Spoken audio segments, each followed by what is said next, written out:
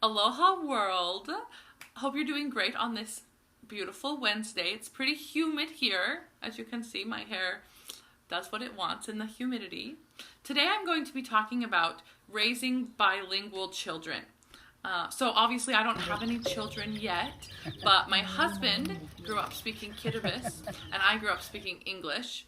He's actually trilingual. He speaks Tagalog, Kitabis, and English, and I am working on learning Kitabis.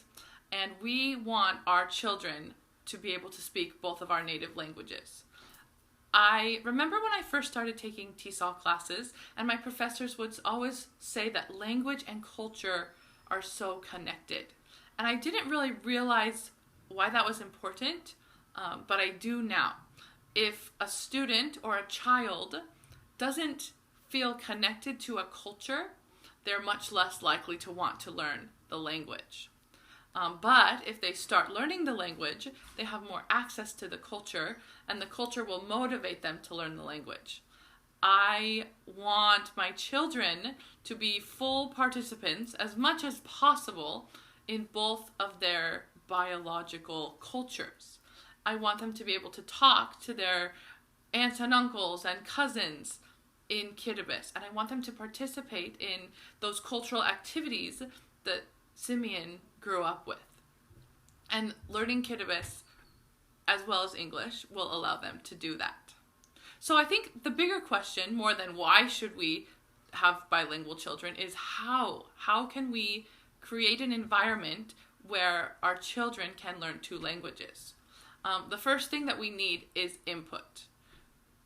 A child just can't learn a language unless they have meaningful input, unless they're hearing the language consistently in a real life context.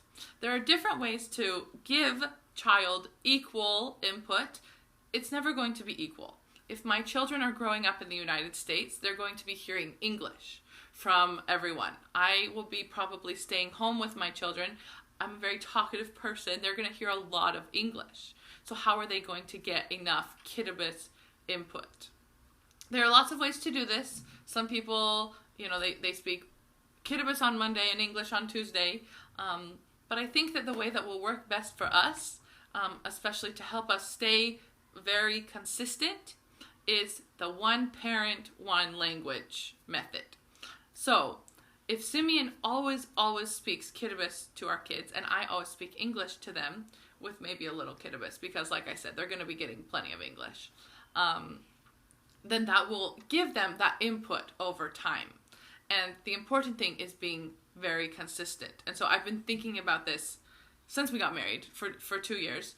And I think that we are committed. We want to do this, because if we're not all in, it probably won't work. It's amazing how children, even when they're very young, they recognize the importance of different languages. If their random relatives that come once a year speak a language and they teach it to the children first of all aren't getting enough input, but they also don't understand why it's important. Even if one of their parents speaks it but it's not spoken anywhere else in their community, they are less likely to pick it up. So if my children are going to be fluent in Kitabis, they need to understand why it's important, and they need to have a community to speak it in. So we need to take them to Kitabis as much as we can, so they can be around their family. We need to involve them in the Kitabis communities wherever we live.